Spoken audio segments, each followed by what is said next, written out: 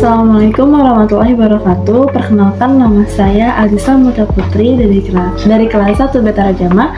Ini mempresentasikan tugas NAU yang berjudul Strategi Penerjemahan Padanan Nomina dari Bahasa Arab ke Bahasa Indonesia dalam Teks Akademik, yaitu Analisis Morfosintaksis.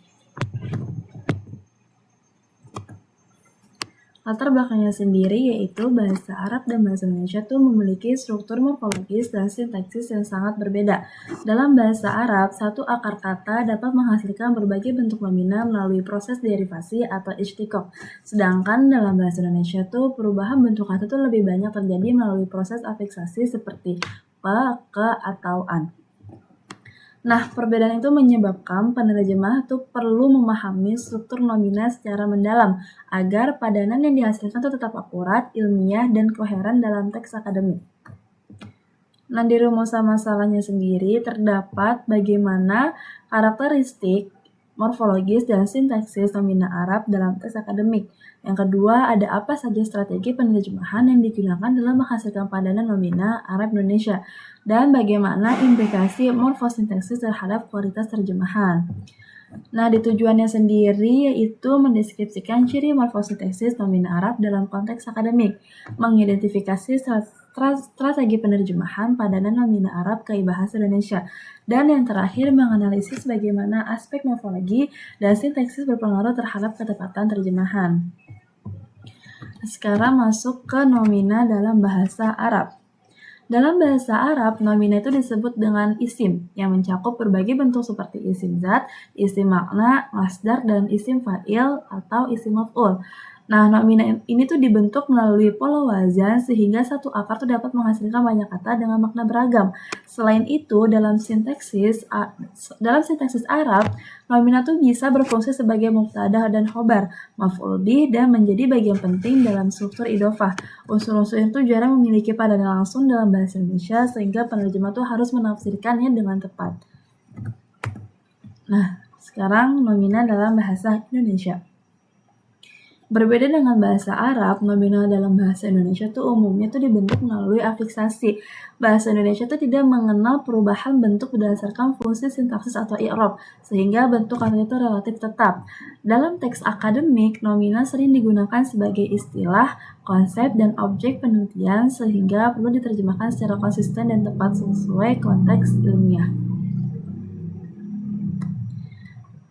Ada juga tantangan dalam penerjemahan nomina. Beberapa tantangan utama yaitu meliputi banyak bentuk nomina Arab seperti masdar atau jamak taksir tidak memiliki padanan langsung dalam bahasa Indonesia.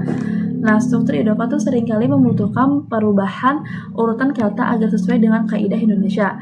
Terus penerjemahan juga harus menentukan apakah nomina tertentu diterjemahkan secara literal, dipinjam, atau dijelaskan. Nah, tantangan-tantangan itu membuat analisis morfosintaksis itu menjadi sangat penting.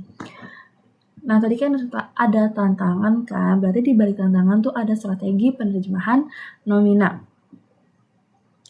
Terdapat beberapa strategi yang digunakan penerjemah, di antaranya yang pertama tuh ada padanan fungsional, yaitu menyesuaikan istilah dengan fungsi ilmiahnya. Contohnya al-buhut al-ilmiah, yang artinya penelitian ilmiah.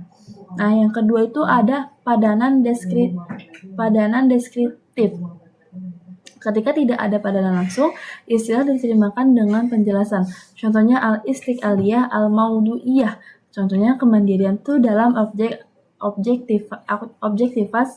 objektivitas penelitian.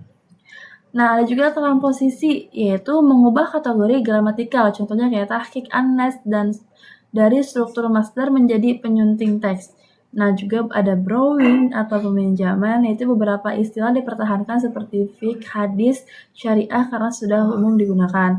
Dan juga modulisasi, yaitu mengubah sudut pandang atau aspek makna agar sesuai konteks. Contohnya al-manhaj an-naqdi lebih tepat diterjemahkan sebagai pendekatan kritis. Nah, ada juga struktur sintaksis dan pengaruhnya dalam terjemahan. Nah, struktur idhofah adalah salah satu elemen sintaksis yang paling sering muncul dalam teks akademik Arab. Contohnya, tatwir al-manhaj diterjemahkan menjadi pengembangan kurikulum. Nah, dalam banyaknya kasus, penerjemah tuh harus menyesuaikan urutan kata agar lebih natural dalam bahasa Indonesia.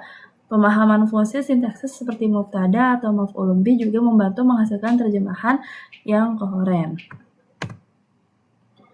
Nah, ini tadi contoh-contohnya yang sudah dijelaskan.